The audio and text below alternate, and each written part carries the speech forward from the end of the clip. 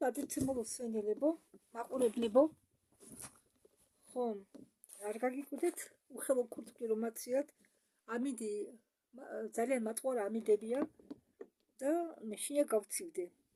შეგნით დასაკვირველია შედარებით ხლად მათვია. ამიტომ ბოდიშ გიხდით. ახლა მე დიდი ხანია მინდა დავიწყო ვიდეოების გადათარგმნა დაკავშირებული მისტიკურ რეალურ ისტორიებთან. იმ ისტორიებთან კი არა, რომელსაც ყვებიან ინტერნეტში ისე როგორც მოთხრობას და როგორც მონაყოლს, არა. მე ეს ვიდეოები ამ ვიდეოებს უსვან პირადად ასეთ მისტიკურ ისტორიებში მონაწილე ადამიანისაგან, რომელიც ფლობს ძალას, ის ფლობს ორივე ძალას, უბრალოდ ახლა ამ საქმეში მაგია არ არის, თეთრ და შავ ძალას, მაგიას, ასე ვთქვათ, და ეხმარებოდნენ რუსეთში არის კლანები,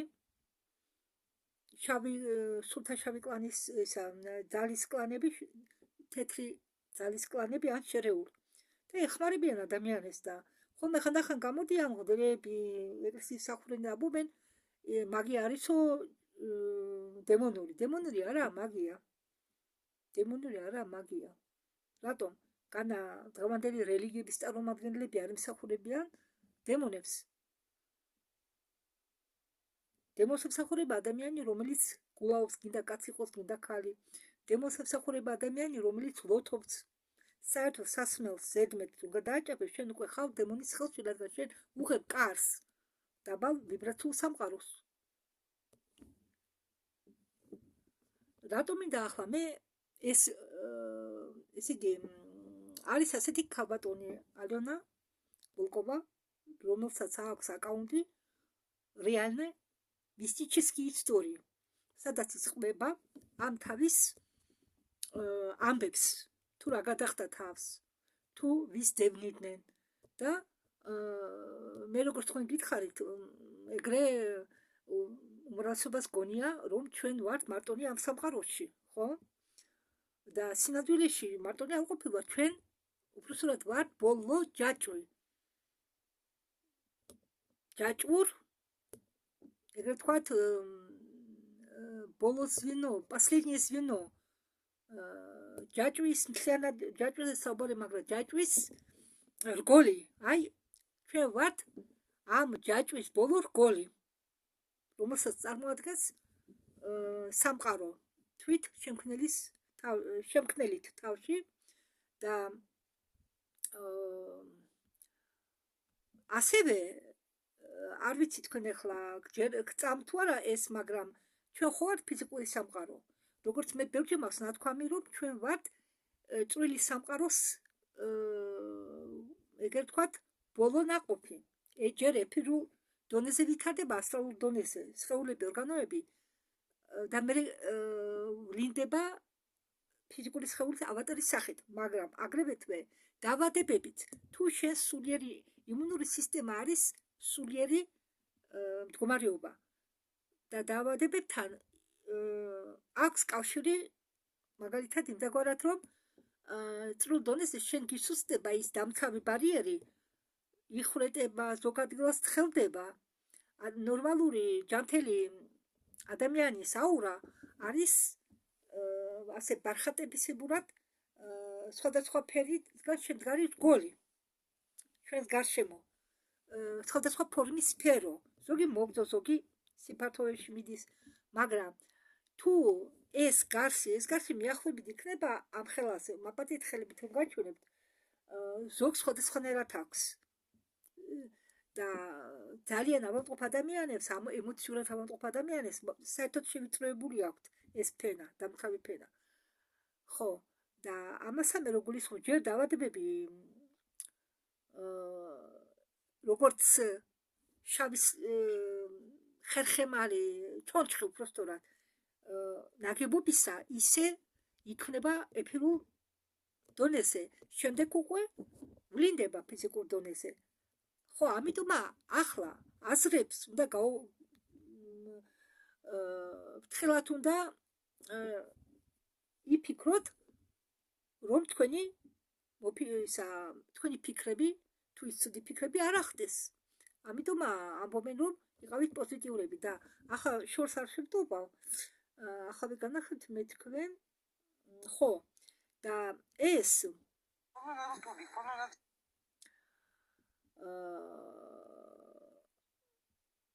ხო ეს ქალბატონი არის ამ არხის მფლობელი. რეალია მისი ჩისკი ისტორია. არა მე მის ყველა მოთხრობებს არ გადავთარგმნე, მის ამბობებს უпроსტად, იმიტომ რომ მე მინდა მხოლოდ ისინი გადავთარგმნო, სადაც ხო მოყვანილია შემთხვევები.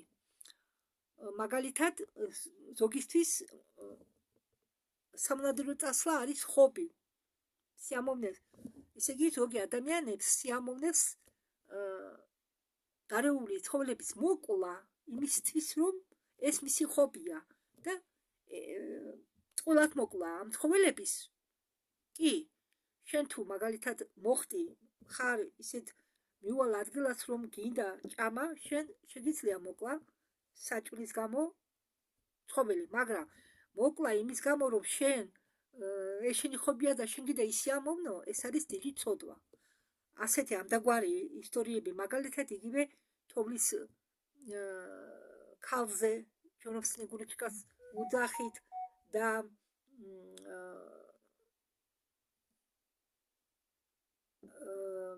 გაცავად სინამდვილეში ეს ზღაპრები ყველა მოდის ძველი დროიდან და რამე დაგითხრათ ახლა ადრე არ იყო არც ინტერნეტი იყო ომამდე არც ტელევიზორები იყო ომის ტელევიზორები შემოვიდა ომის შემდეგ მოგვიანებით უფრო და რადიო ხა მიგდებულ სოფლებში საერთოდ საგიქნებოდა რადიოდან რამე ხო მაგრამ დიდი ბებიები ბაბუების მონაყოლი ალბათ გსმენიათ ბევრს ტყელში ეს შეხვდა ის შეხვდა მე მაგალითად მსმენია ჩემი ახლო ნათესავი ყვებოდა მაგრამ არ მახსოვს თუ ვის გადაეჩეხა მისი მონათესავე ყვებოდა რაღაცას რაღაც მახსოვს ბავშვობიდან ეს რაღაცას უყვებოდა მაგრამ რაზე ყვებოდა ახლა ვერ გავიხსენებ ხო და ამბობდა შავი ნახშირი წავუსებიო და ასე შემდეგ და რამე და ახლა მე ვთქვა ჯერ შესავალს ვაკეთებ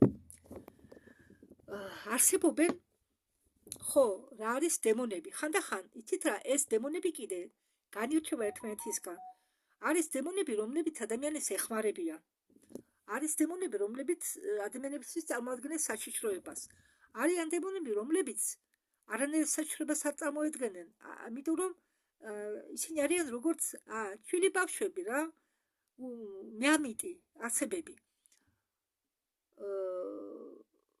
და ზოგჯერ ამ ქალბატონს არსებობს კიდევ ასევე ხვრელები დირი რუსულად უძახიან დირი ხვრელები რომელშიც მოხვედრა არის შესაძლო მაგრამ ნაკლებად ძალიან ნაკლებად იმიტომ რომ ეს ხვრელები განლაგებულია დედამიწის ზევით სიმაღლეზე და მაგ ხვრელების მოდევნა შეუძლია მხოლოდ გამოცდილ მაგის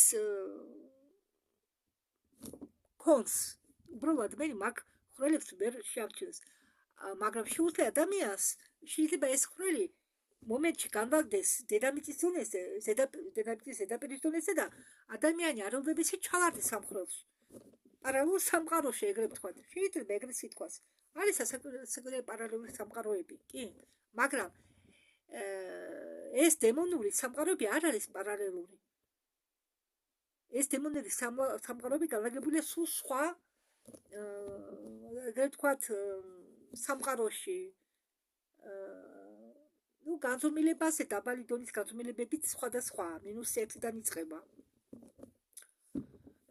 და მე რატომი და ახლა ის მოვყვე მე მინდა ქართველებმა იცოდეს თუ რა არსებები არადედამიწური არსებები თორე დედამიწაზე ვინ ცხოვრობს ის კიდე ცალკე ისტორია აქვს ამ ხალხს ეს ხალი ყვება რომელიც ამ ხალხმა იცის რომელი არსება ეკუთვნის დედამიწას ჩვენსავე ცხოვრობენ დედამიწაზე მაგრამ ადამიანებს არაჩვენებენ თავს მაგრამ არიან არსებები რომლებიც შემთხვევით ვარდებიან ამ თავიანთ ხვრელებიდან და უკან დაბრუნდებიან მაშინ მათ უნდა დაეხმარო რომ დაბრუნდნენ და ეს ამბობენ ხო ეკლესიური პირები, ვინც მაგით ფულს სენერენ დემონები.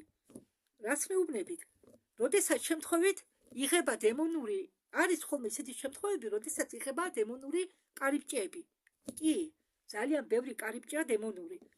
იღება კარიბჭეები დემონური და ხდება ამ დემონების შემოსევა, ან ერთი და ორის გადმოსვლა.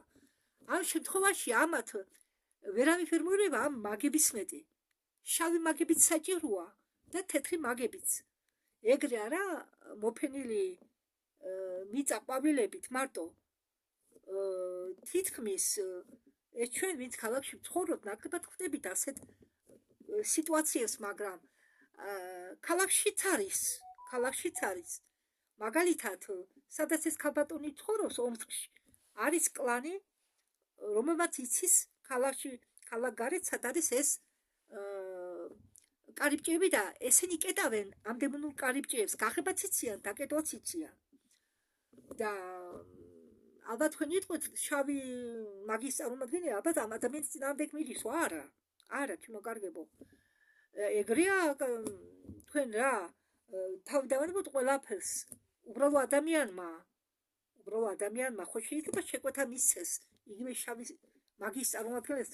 მე არ ვიცოდი ეს რომ ამბობდნენ ხოჯი არისო, რომელიც წამლებს აკეთებსო, მულა ვიღაცა ან ქალბატონია, რომელიც წამლებს აკეთებს. იცით რა, არსებობს რაღაც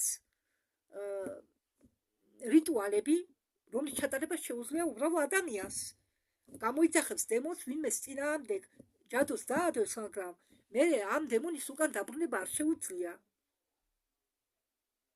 ამიტომ ჩვენ ეს ქალბატონი ამ ქალბატონს მოусმენთ, ბევრ ამას ვისწავლით, მე ბევრი რამე ვისწავლე, გავაცნობიერე ჩემი ასე ვთქვათ საკუთარი გავაფართოვე ჩემი ცნობიერება, არა და ყველაფერი უნდა იცოდე. შეიძლება ვერაფერი ვერ ქნა, მაგრამ ზოგ შემთხვევაში შიშით მაინც, პანიკით მაინც არ შეხვდები, მაგალითად წყეში რომ წახვიდე და ვიღაცა შეხვდეს, შენ უკვე გეცოდინება არის ეს არსება საშიში თუ არა. რატომ და ზოგი არსებები გამოიყურებიან როგორც ადამიანები. როდის უნდა გაიქცე მაგალითად არსებას, ან ჯობია საერთოდ არ გაიქცე და ასე შემდეგ. დიახ, არის ასეთი შემთხვევები და კიდევ სხვათა შორის ეს ადამიანები სიცოცხლის ფასად ეხმარებიან უბრალო ადამიანებს და ზოგი ფულსაც კი არ იღებს. მე არ ვიცი ხა საქართველოში რა მდგომარეობა, მე არ გამიგონია მაგალითად ვინმეს რო ეთქვას, კი ახლა გამომლოცულებს უძახიან, არის რაღაც პარტია ბატონებს რომ ლოცავენ ჭყალებში და ეს ბატონები თურმე არიან, როგორც მე შემდეგ გამახსენდა ხო, მეც მქონდა ასეთი პრობლემა და მეც მიმართე მლოცველს რამდენიმე წლის წინ და მე მივხვდი რაში იყო საქმე. როდესაც ადამიანს რაღაც პრობლემები აქვს, ის ნერვიულობს, სულ ნერვიულობს, ამით მას ნერვიულობით და ის კი არა შენ თავს თუ დაანადაშაულებ და შენ თავს სულ აყვედრდე იქნება რაღაც შენ საქციელს, შენ მაშინაც დაგივარდება ენერგეტიკა, ვიბრაციები და იმიტომ თავს ვარდები დაბლა. ხო, მაგრამ როდესაც ადამიანი ნერვიულობს რაღაც პრობლემებთან დაკავშირებით, ის ვერ იქნება ძლიერი ვიბრაციულად და მე იმ დონემდე დავეცი ამ ნერვიულობით, იყო რაღაც პრობლემები, რომ გამონაყარი მქონდა ფეხებზე, ლობიოს ხელა, თეთრი დაჩერგული გამონაყარები, მეწერებოდა ციფრები, იცვლებოდა ხშირად, ციფრები მეცვლებოდა. დიახ. რასაც რაღაც მესიზრებოდა, მესიზმარი მეგონა, მაგრამ მე ახლა არ დავიწყებ მაგაზე საუბარს, კი მიხდა ეს რაც იყო. მე ბავშვობაში მახსოვს ჩემი თავი, ასე მე-5-6 კლასში, რომ ხილვები მქონდა, მაგრამ მე მაშინ არ მესმოდა ეს რა იყო და ჩემი ხილვებიც მეშინოდა. ხილვები რა მხრივ? ხედავდი თვალს რომ დახოჭავდი, რაღაც მორბენალ ცხენებს, აწივებს, ასე შემდეგ, მაგრამ რადგან მე ამის არ მესმოდა და ვერ ამიხსენდა ამას. ვერც არც მithქვი არავისთვის. ძილის მეშინოდა, იმიტომ რომ თვალები ხომ უნდა დამეხუჭა და ხომ მეშინოდა, მეგონა კოშმარები იყო ეს. შემდეგ ეს ყველაფერი გაქრა და როდესაც მე ამ პრობლემების გამო ისევ მოხდა ჩემი დავარდნა სულიერად, მე დამეწყო ისევ ეს ხილვები, მაგრამ სხვა ფორმის ხილვები მქონდა. მეშინოდა, ჩემმა გამოვლოცულმა მითხრა, შენო რატო გეშინიაო ხილასაც ხედავო მაგისი. კი გეშინიაო, ჯერ მკითხა და კი მეთქი და არ უნდა გეშინოდესო. ხო, ხილვები მე ახლაც მაქვს. ზოგჯერ კინოსალით ვუყურებ. ისე თვალხიაკიდე კედელზე შემიძლია რაღაც ფილი გადის ჩემ წინას ისეთი წარმოდგენაა. ეს არ არის დემონური, არაერთად შემთხვევაში. უბრალოდ ჩვენ რა ვიბრაციაზეც ვართ, იმ ვიბრაციის არსებობა შეიძლება გამოგვეხმაურონ ვინ მაღალი ვიბრაციული არსების სახით.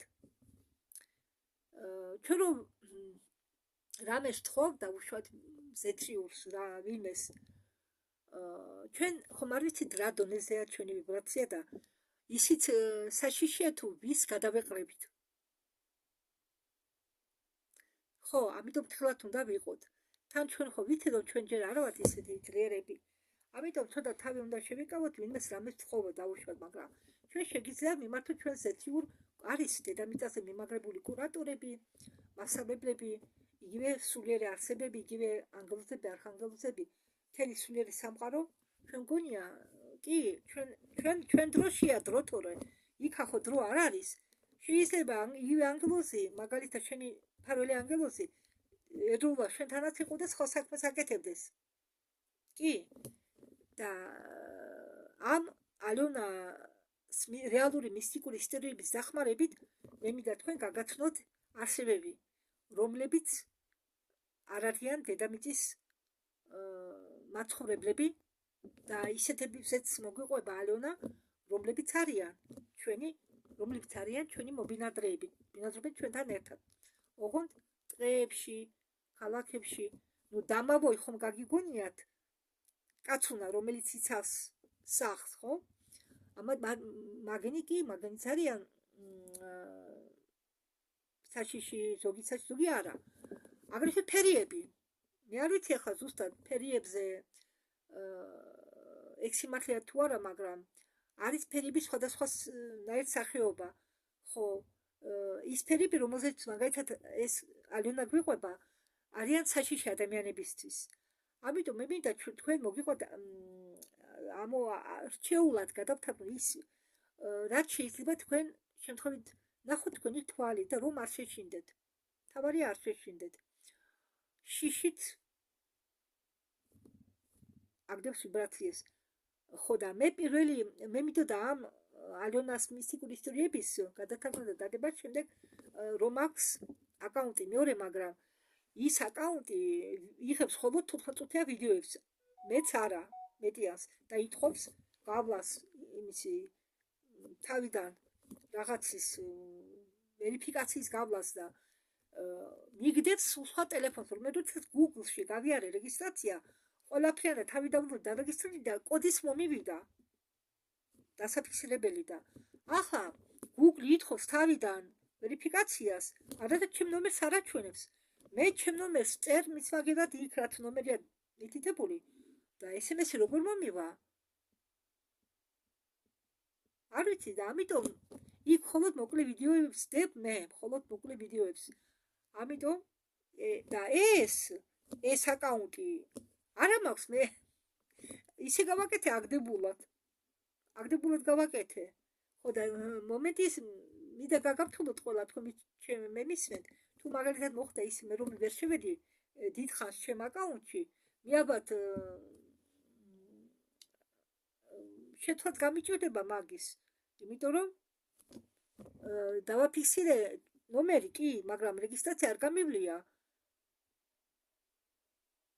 ხო და თავიდან გაბლათ უჭირს. არ ვიცი მე მაგათაც არ აქვს იქ დაწყობილი ყველაფერი მე მგონი. ხელოვნური ინტელექტი მართავს ხო ამას ყველაფერს და ხელოვნური ინტელექტი ზოგჯერ ზოგ ადამიანს უშლის ხელს. კი ამბობდა ასტრალიონიკას სამყარი იური ლირი უნდა ქონდესო ბევრი აკაუნტი, ეს კომპიუტერი უნდა ქონდეს, რომ ბევრი აკაუნტი შექმნა ყოველი შემთხვევისთვის. ნუ კარგი, მაგია რა პრობლემა მე არ მეზარება. თუ რამე პრობლემა მოხდა, მე ავდგები და თავიდან გადავთვალე ამას ყველაფერს.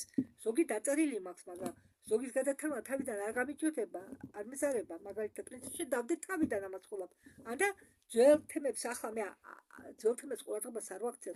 მე ხლა რაც ახალი შემოდის, სტიგობ ის გადავთვალო. იმიტომ რომ 2-3 წლის უკანდელი გადათვალისა ვიდეოები ახლა არ არის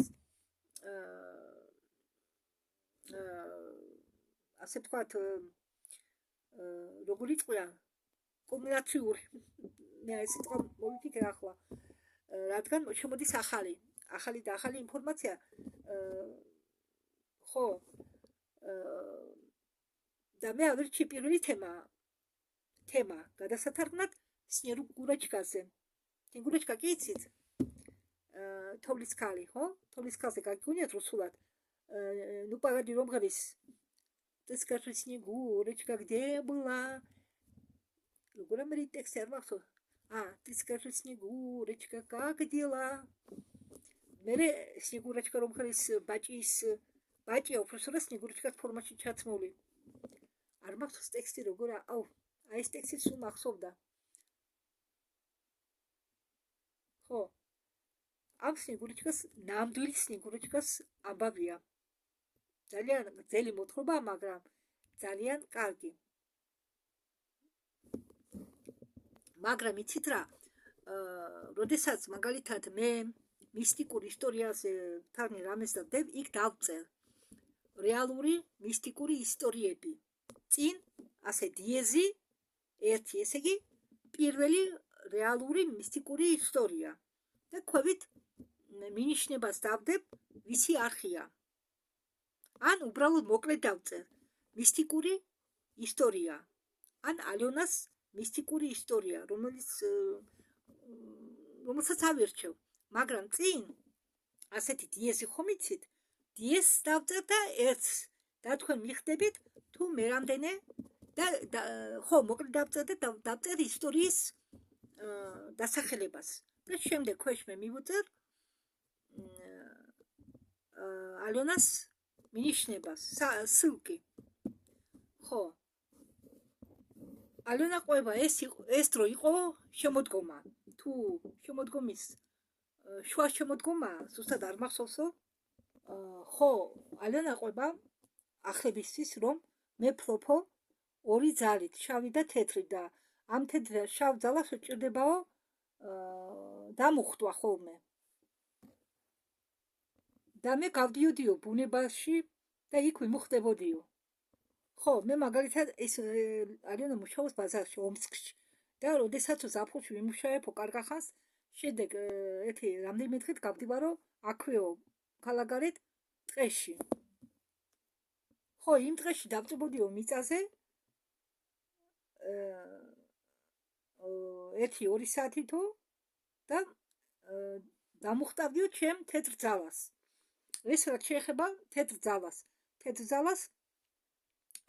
თეთრი ძალის დამუხტვისთვის ალონა იყენებდა ზაფხულის პერიოდს და იყენებდა ტყეს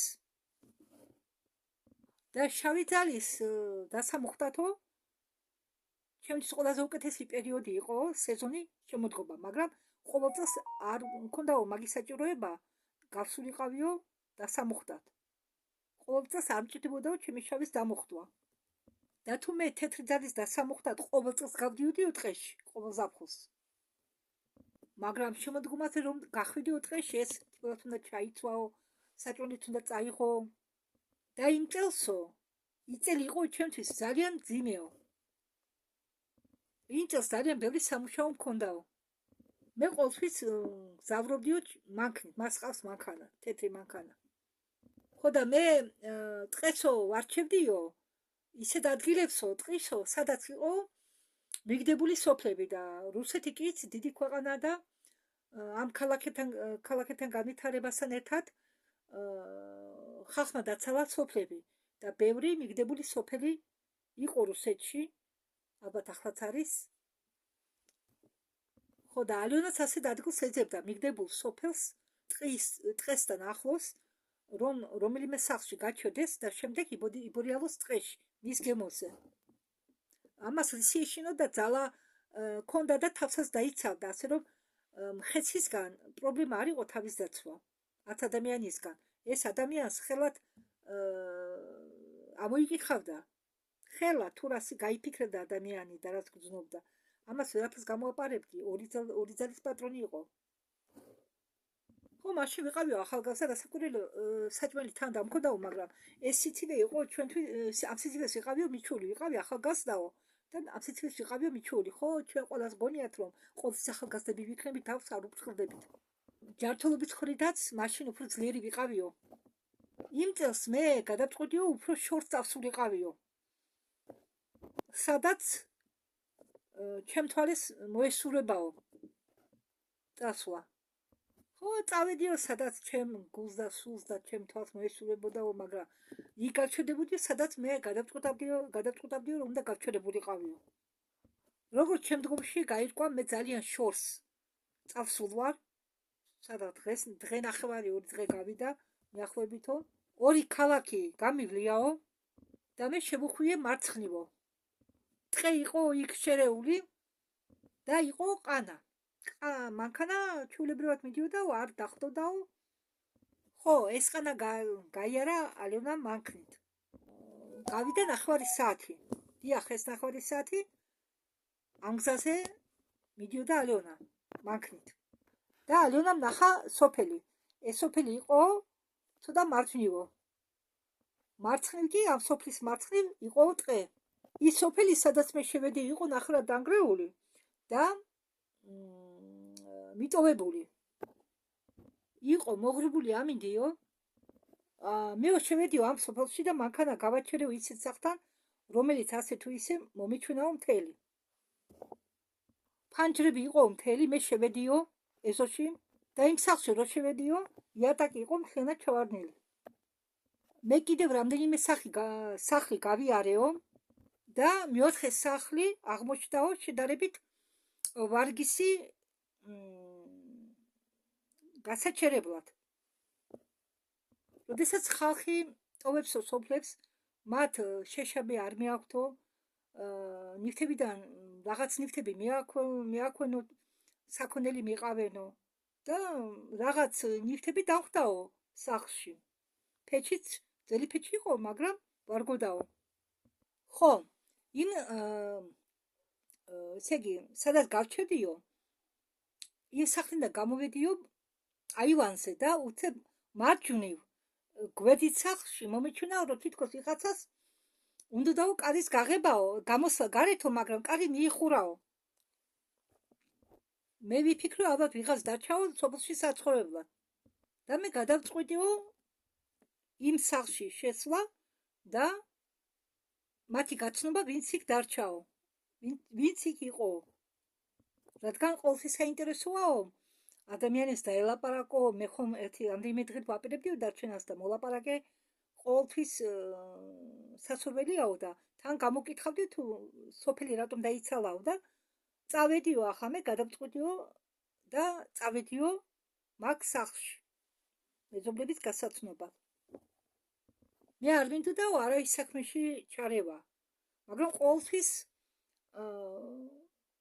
მიზიდავსო ჩემით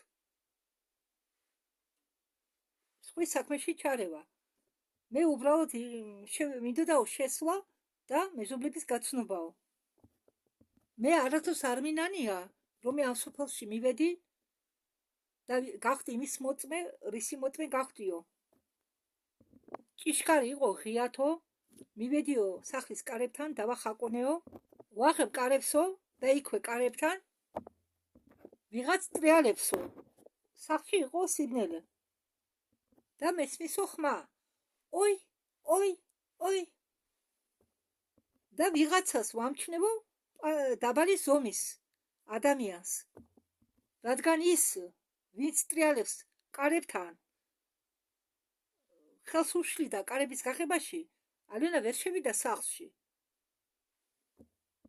ალიონა ამბობს რომ მე მხოლოდ ვამჩნევო რომ ყვავილებიანი თავსაფარი ჩანსო ამ მოძრაობაში. როცა კურელიაო მე მივხვდიო რომ ეს იყო ბებია. დაბალი სიმაღლის ბებია. მე მივესალმეო, მაგრამ ის აგრძელებდაო ოის ძახელს. ბები აგრძელებდა ძახელს, ოი ლაპაჩკა, ოი ლაპაჩკა. მე ვიფიქრეო რაღაც მოხდაო. და მე თავში ასმა გამიარაო, ახლა მე აუცილებლად რაღაც შაერში გავეხვევიო. როგორც იქნაო, ბებია გაჩერდაო. გავაღეო კარი და ასე აკეთებდა ხელებს. თურმე, ოი ლაპანკა, ოი ლაპაჩკა. ამ ბებიას ვიკითხებიო, ყველაფერი წესრიგშიაო, შეიძლებაო შემოვიდეო. მე ვეუბნებიო, შეიძლებაო შემოვიდეო. მე აქ მეზობელ სახლში ვარო გაჩერებული, 3 დღით ვარო მოსული. მან დაიხიაო უკან. სახლის ფანჯრები იყო გაუწმინდავი, მუქი. ბებიას ისეთი პატარა სხეული ქონდაო, მშრალი ხელებით. ხელებიც პატარა ქონდაო, ფეხებიც პატარა ქონდაო. არა, კარგლებს არ გავდაო, უბრალოდ პატარა ზომის ქალი იყო. მაგრამ თავის სხეულთან შედარებით თავი ქონდაო დიდი. ძალიან დიდი. ეცვაო ჭუჭყიანი კაბა, ამ კაბიდან ჩანდაო შარვლები. უბრალოდ ეცვა შარვალი და თავზე ქონდა ეს ფერადი მოწითალო თავშალი დაფარული. შემოხვეული. იმის მიუხედავად ტანსაცმელი რომ ქონდა ჭუჭყიანი, ერთადერთი მის სხეულზე თავშალი იყო სუფთა. მის ბებიასგან მარჯვნივ დგას ერთი ლავკა, ხის საწოლებს აკეთებდნენ ადრე. ხო, მაგას უძახიან ლავკა. ერთი ეს ხის ლავკა იდგა მარჯვნივ და ერთი ლავკა იდგა დამტრეული მარცხნივ ბებიასგან. ოთახში აგრეთვე იდგა მაგიდა, რომლის ცალი ფეხი იყო დამტრეული და რაღაც ქვას ეჭირა ის კუთხე. ამ პატარა ლავკა მარჯვნივ რო დგას იმ ლავკაზეო, ქვეყანა რაცხა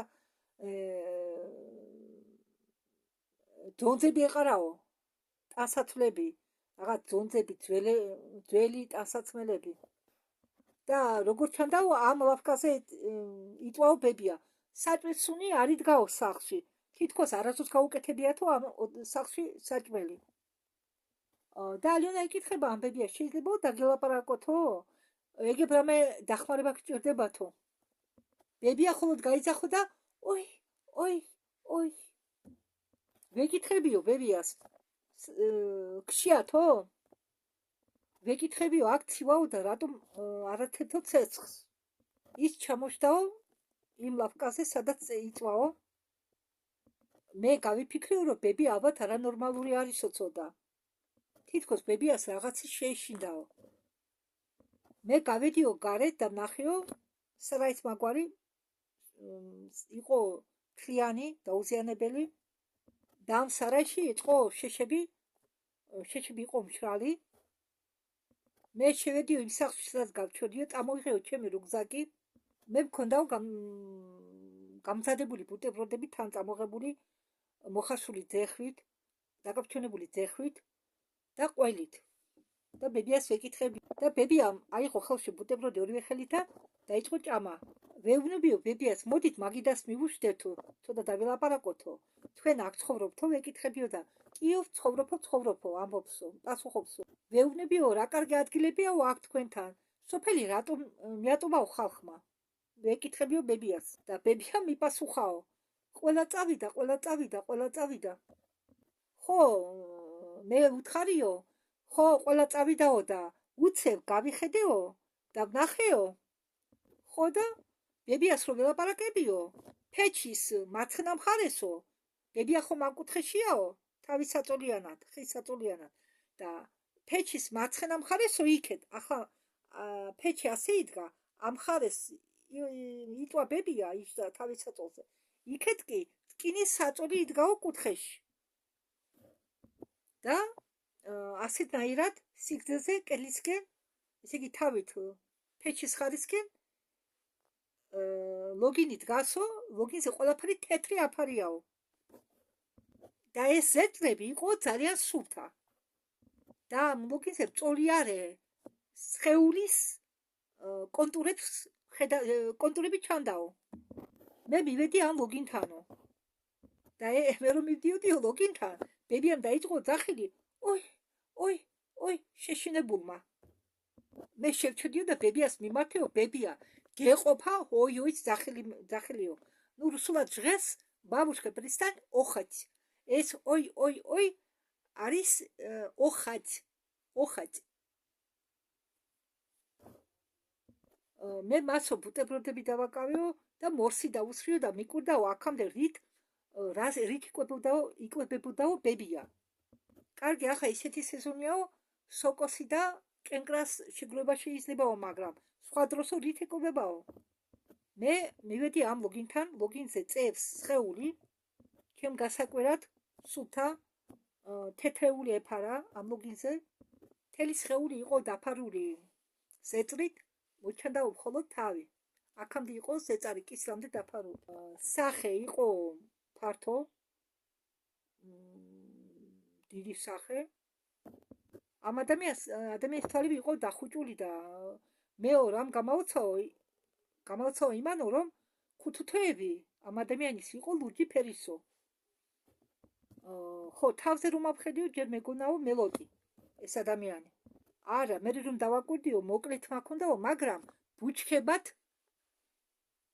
თავზე ბუჩქებად იყო განლაგებული. ესე იგი, ზოგი ადგილი ცარიელი მელოდი, ზოგ ადგილზე მე თმა მოდიოდა, მე ისევ მელოდებოდა, ის ადგილი მე ისევ თმა მოდიოდა და ასე. დავადება ალაპეციას გავდაო. ეს დავადება იწვევს გამელოდებას. მე მეგონაო, ბებია უვლიდაო თავის ნათესავს, ავანტყოფ ნათესავს. და ამ ბებიას ვეკითხებიო, არ გინდა თუ აქედან წასვლა, მე თქვენ ქალაქში წავიყვანთო. და თქვენ ავანტყოფ ნათესავსაც წავიყვანო. ეს თქვენთვის რა ახლობელიაო, რა ნათესავიაო ვეკითხებიო. და ისევ დაიწყო ბებია საპასუხოდ, ვერაფერი ვერ უთხრა და ოის ძახილი. ვეუბნებიო, კარგი, თქვენ არ გჭირდებათ დახმარება, მაგრამ აგერ მწოვლი არე ნათესავი ყავთო, მას ხომ ჭირდებაო დახმარება. და როდესაც შევიკითხეო, ეს ადამიანი რა არისო, თქვენ ისევ ოის ძახილი დაიწყო. მე არ ვიცოდიო რა მექნაო. ბებიას კითხეო, არისო კიდევ სოფელში ვინმე დარჩენილი? მიპასუხაო, არაო, არავინ არ არისო. მე ყოველი შემთხვევისთვის ყველა სახლში შემოვიარე, სინამდვილეში მართლა არავინ არ ყოფილა მათ გარდა. მე არ მინდოდა მათ საქმეში ჩარევა, მაგრამ ასეთ მდგომარეობაში ამ ხალხის დატოვებაც არ მინდოდაო. ამ სიცივეში და საკვების გარეშეო. უკვე მოსაღამოვდაო და ბებიას შევთავაზეო, მოდით ფეჩში ცეცხლი დავანთოთო, გავახუროთო ოთახი, გავათბოთო სახლი. ბებიამ ვარი მითხოვო ფეჩის დანთებაზე. მე მივხვდიო, რომ აქ ცეცხლი არასდროს დანთებულაო ამ ფეჩში. ხო და თუ საკვები არ აქ გავიფიქრეო, ალიონა, მაშინ ეს მისი მწოლიარე ნათესავი გამოიყურებაო შვენივრად, სუსტი არა აქვს, სახე ქონდაო სხვილი გაპოტყუნებული. ნახდათ არ ჩანდაო, რომ შიმშილით დებოდნენო. მისი ნათესავი შიმშილით რომ ხდებოდაო. და მოგვიანებით გაირკვევა, რომ მე ავყოფილ ვარო მართალი. მე გზიდან ძალიან დავიხალიო, თან მეძინებოდაო. იმ სახლში, სადაც მე გავჩერდიო, შეშა არ იყოო და ბებიას ვთხოვეო, ნებართვა ხომ შეიძლება შეშის აღებაო. შევედიო, ავიღეო შეშა და მივედიო, სადაც მე გავჩერდი იმ სახლში და დავანთეო ფეჩი. და სახლი გათბაო. ოღონდ ბებიას სადაც იყო ის სახლი კი არა, ის სახლი სადაც ის გაჩერდა, ალიონა. ხო და ბებიას რა საჭველიც არ შევაძლიო, ყველაფერი შეჭამაო. და ამ ბებიის და მის ნათესავის ფიქრითო, მე კი გადამავიწყდაო იმაზე, თუ რის გამო ვარო აქა. დილას, როდესაც გავიხვდი, ისე დავანთე ცეცხლი. შემდეგ გავედი ბებიასთან. მე შევედი იმ სახლში, ბებია იყო იმ მომენტის სახლში, ის მწოლიარე, იგივე მდგომარეობაში იწვა, როგორც წინა დღით. ბებია მითხრაო, რომ სადღაც უნდა წავიდეო, მაგრამ მე არ ვიცოდიო თუ სად მიდიოდაო. მე ვუპასუხეო, თუ წასასვლელი ხართო, წადითო. სათვალთვალო იყო, ყველგან ტყეები იყო. და ის სადღაც წავიდაო. მე დავიწყეო სახლის დათვალიერება. მწოლი არის რამდენჯერმე მივედიო. ხედავდი როგორ მოძრაობდაო თვალები. თვალები ქონდა დახუჭული, მაგრამ თვალის კაკლების მოძრაობა ჩანდა კუთუთოებიდან. კუთუთოზე. მე შევამჩნიო, რომ ფეჩის მარცხენა მხარეს, სადაც წევსო, აქეთ კუთხეში ეს კაცი ეს ადამიანი წევსო, მაგრამ ამ მოგნით და ფეჩ შორის რაღაც შევამჩნიო, რომელიც იყო ქსელი დაფარული, ეს იყო ჩვეულებრივი სამონადირო თოფი და ეს იარაღი იყო დატენილი. ესე იგი იყო მუშა მდგომარეობაში. ესე იგი ვიფიქრეო, წავალო ტყეში და ერთოდ ბაჭიას მოკლავო და წამოვიღებო. და მე და ამათ რამე საჭმელს გავუკეთებო. ქვაბიც ნახეო. ესე იგი ამ ქვაბში შეიძლება საკვების მომზადება. მებია დაბრუნდაო და მე ვეკითხებიო, შეიძლებაო ეს იარაღი ავიღო. გაკვირვებულმა ბებია დაიწყო ლაპარაკი. გაკვირვებული სახით უყურებდა არიონას და დაიწყო ლაპარაკი. მე არ ვიცოდი. მე ვეკითხებიო, იარაღის შესახებ არ იცოდითო? არა, არ ვიცოდიო. ჩემი რუგზაკი ისევ შემოვიდანე მათთან სახლში და იქ დავტოვე და ვუთხარიო ეს რუგზაკი თქვენთან იყოსო და მე მალე დაბრუნდებიო. მე გავედიო ტყეში, შორს არ წავს უბარო და ორი ბაჭია მოვკალიო. ერთი იყო დიდი ზომის, მეორე პატარა. ხო, ეს უნდა გაიგო, რომ მე მოვკალი იმისთვისო, რომ ეჭამაო. რადგან ჩვენ შევდით საკვების გარეშე. ბებიაზე ხომ უნდა მიჭმევიაო საჭმელი. მარტო მე ხომ არ შევჭამდიო. როდესაც მე დაბრუნდიო, ბებია არ დამხვდაო. სად იყო წასული არ ვიციო. უძახეო, მაგრამ არ იყო ის სოფელში. ბევრჯერ დაუძახეო. მე ამოვიღეო ჩემი დანა. ის დანა მე ახლაც მაქვსო. ხელს ნაკეთები დანა არისო. ბაჭები გავატყავეო ეზოში, სარაიაში. მე შემდეგ გადავიტანეო ბაჭები სახლში და მაგიდაზე დავიწყეო მათი დამუშავება. ქოთანი, ქვაბი გავწმინდე ბალახით.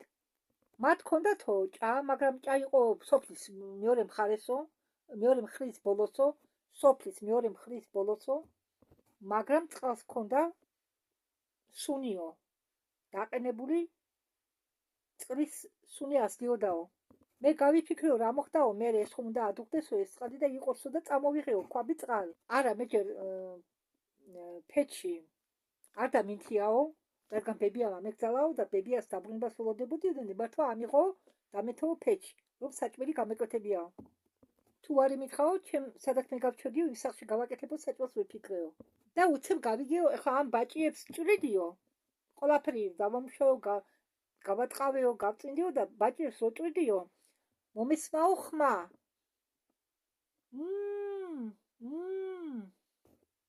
მე ვიფიქრე, ალბათ ბებია არისო სადღაც ეზოში და მაგის ხმა არისო. მაგრამ ბებია არ იყო სოფელში. მაგრამ შემდეგ მე მიხვდიო, რომ ამ ხმებს გამოსცემდაო ის წოლიარე ადამიანი. მე მივედიო მასთან. თვალები ქონდაო გახელილი. ნათელი, ღია, ნათელი. ფერების გარეშე უფერული, ნათელი, უფერული. ღია ნათელს ვერ იყიდი არა. გამჭურვალე რაღაცნაირი ნათელი თვალები ქონდა. ქონდა დიდი ზომის თვალები. და თვალები იყო ახლო მიმჯდარი ერთმანეთთან. მე მივედიო და ტუჩებს შევეხეო ხელით. ცივი ქონდაო სახე. რამ გამთიშაო ასე. ესე იგი ისე ვიყავიო დაღლილი, რომ საერთოდ ყურადღება არ მიქცევიო არაფერზე, არა და მე ძალისხმული ადამიანს როგორ გამომეპარაო ესო, უცებ. ჩამეხედაო მასში. და ის მეუბნებაო, ეს გავდაო არადამიანურ ხმებსო. მე დაბრუნდიო მაგიდასთან, ხო, ამ ბაჭიების ხორცს ჭრიდი ნაკოწებად, ეს ნაწილებად და ვაგდებდი ქვაბში. და ეს ხმები არ წყდებაო. და მე რაც შემდგომ გავაკეთე, არ ვიცი რატომ გავაკეთეო. მე თვითონ ვერ მიხვდიო თუ ამას ეს რატომ გავაკეთეო. არა, მე გაბრუნებული არ ვიყავიო ამ ხალხზეო, არც იმ ბებიასეო და არც ავადმყოფ ადამიანზეო, რომელიც ეგონა, რომ იყო ავადმყოფი და სინამდვილეში ეს ავადმყოფი არ ყოფილა. და მოგვიანებით მიხვდება თუ ვინ იყო ეს სწორიარე და რომელიც თურმე ადამიანი არ ყოფილა. ეს სწორიარე ადამიანი არ ყოფილა. მე ბაჭის ბაძაყი გავჭერი შუაზე და ავიღე ეს ფეხი, ბაძაყის ფეხსო მოვჭერი ის ნაწილი ფეხის ავიღე და ეს უმი ხორცი, უმი ფეხი მივიტანე ამ სწორიარე ადამიანთან. მივედიო ამ ადამიანთან, ამ უმი ხორცით ხელში. ალბათ მე რაღაცა მკარნახობდა თორე მე არ ვიცოდიო იმ მომენტში თუ ამას რატო ვაკეთებდიო. მე ვერ ახსნიო ჩემს აქციელს, ალბათ მასე უნდა მოხდარიყო რომ გამიგო სინამდვილეში რა ხდებოდაო. ალბათ იმისთვის რომ მოხდარიყო ის რაც ამის შემდგომ რაც მე გავაკეთე მოხდაო. რასაკვირველი ეს ფეხი, ბაჭის ფეხი ჯერ იყო სისხლიანი. ამ ადამიანმა, სწორიარე ადამიანმა პირი შემოაღო, ცოტა გააღო და მე ეს უმი სისხლიანი ფეხიო ჩაუდეო პირში. და ამ ვითომ ადამიანმა ეს ფეხი, ბაჭის ფეხი როგორ ჩაისრულტა. კი არ ჭამა, კი არ გადაყლაპა, ჩაისრულტა. პილესოსი ბოდიში მტვერს სასრულტი რომ ისრულტავს, მტვერს ისე ჩაისრულტა თურმე პირში. ეს მოხდა რაღაც მომენტალურად. მე გავიფიქრე რომ ადამიანს ძალიან შია, ალბათ და მაგიტომ